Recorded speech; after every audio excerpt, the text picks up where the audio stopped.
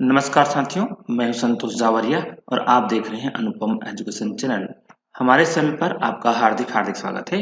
इस वीडियो के अंतर्गत हम आपको केमिस्ट्री क्लास 12th के चैप्टर नंबर 3 यानी यूनिट नंबर 3 के लिए महत्वपूर्ण प्रश्न बताएंगे जो वार्षिक परीक्षा की दृष्टि से बहुत महत्वपूर्ण है। लेकिन उससे पहले हम आपको बता दें कि यूनिट 5 अंक की है और इस यूनिट का नाम है विद्युत रसायन इलेक्ट्रोकेमिस्ट्री।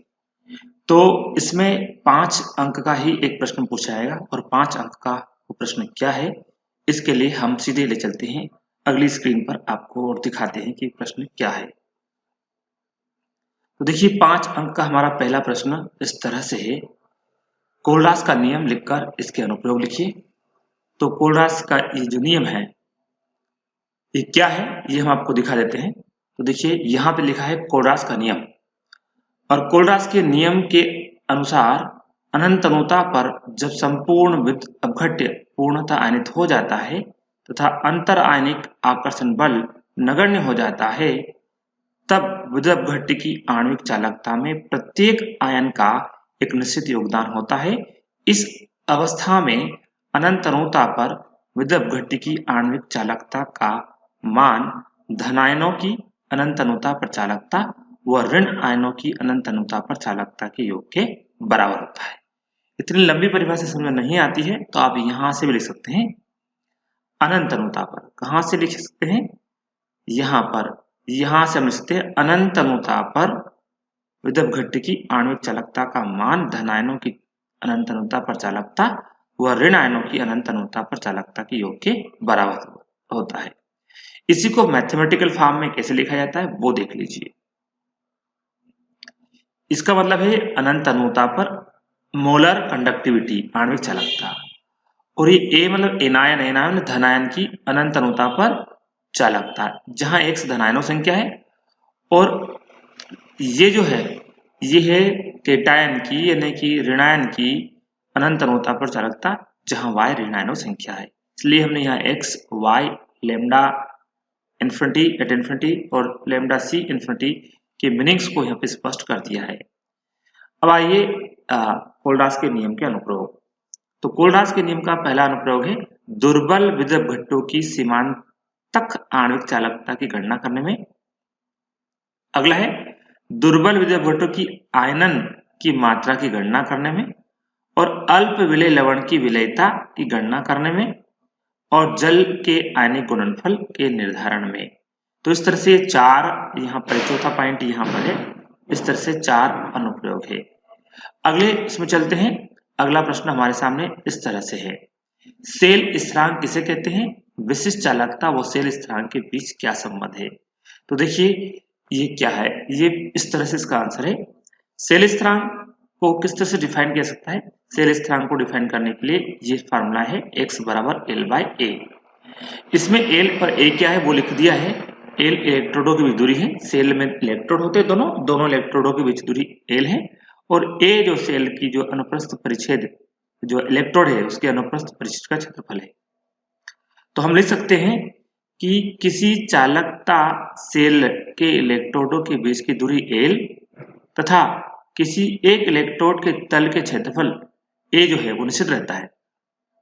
अतः इनका अनुपात एक स्थिरांक होता है जिसे सेल स्थिरांक कहते हैं, इसे x से प्रदर्शित करते हैं। सीधे सीधे आप इसकी परिभाषा l और a का मीनिंग क्या होता है वो लिखकर भी आप लिख सकते हैं। अर्थात लिख सकते हैं सेल के दोनों इलेक्ट्रोड की दूरी और सेल के इलेक्ट्रोड के अनुपस्थित परिच्छेद के क्षेत्रफल के अनुपात को सेल स्थिरांक कहते हैं, इसे x से प्रदर्शित करते हैं। आगे चलते हैं। अगला है r l के समानुपाती होता है। l मतलब चालक की लंबाई और r चालक की अनुप्रस्थ परिच्छेद के क्षेत्रफल के व्युत्क्रमानुपाती, उसी से ये फार्मूला लिखा गया है।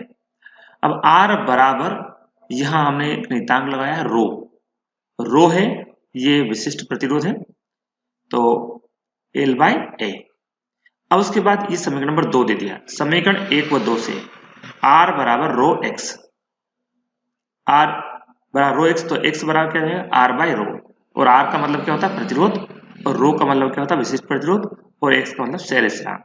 इन्हें हमने शब्दों में लिख लिया है।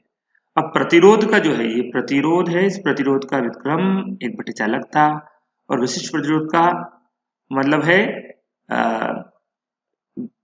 1/विशिष्ट चालकता और बराबर सेल स्थिरांक। इसको हल करते हैं तो ये स्टेप प्राप्त होती है और यही क्या है, ये हमसे पूछा गया था, विशिष्ट चालकता और सेल स्थिरांक में संबंध है। तो इस तरह से आप देख पा रहे हैं कि इस प्रश्न का उत्तर हमने पूरी तरह समझ लिया है। इसके बावजूद भी आपको कोई समस्या है तो आप हमसे कमेंट बॉक्स में लिखकर पूछ सकते हैं कि क्या समस्या है। आइए इसके बाद आप लोगों से रिक्वेस्ट है, यदि अभी तक आपने हमारे चैनल को सब्सक्राइब नहीं किया है तो सब्सक्राइब अवश्य कर लें, क्योंकि इसी तरह से हम अन्य चैप्टर के वीडियोस भी आपके लिए लाते रहेंगे जो समय पर आपको मिलते रहेंगे। चलिए तो अगला क्वेश्चन हमारे सामने क्या है। अगला क्वेश्चन इस तरह से है, विद्युत वाहक बल एवं विभवांतर में अंतर। वैसे सभी लोग उसको पढ़ सकते हैं, सीधा फिजिक्स में भी ये प्रश्न आपको मिलेगा, इसलिए दोहरा एडवांटेज आपको रहेगा, इसलिए इस प्रश्न को आप पढ़ लेना है। विद्युत वाहक बल एवं विभवांतर में 5 अंतर पूछे सकते हैं और वो 5 अंतर इस तरह से हैं, जिसे आप खुद पढ़ लेंगे। आइए अगले प्रश्न की ओर चलते हैं। अगला प्रश्न इस तरह से है, अनंत अनुता पर NH4Cl, NOH, NaCl की आणविक चालकताएं क्रम से इस तरह से दी गई है, तो NH4OH की अनंत अनुता पर आणविक चालकता ज्ञात कीजिए। तो ध्यान दीजिए NH4OH, तो ये NH4 और OH कहीं आ रहे हैं क्या? यहाँ आ रहे हैं, NH4 इसमें आ रहा है और OH इसमें आ रहा है, तो ये NH4 इससे मिल जाएगा और OH इससे मिल जाएगा, इसलिए इन दोनों को जोड़ेंगे और उसमें से NaCl की जो आणविक चालकता से घटाएंगे।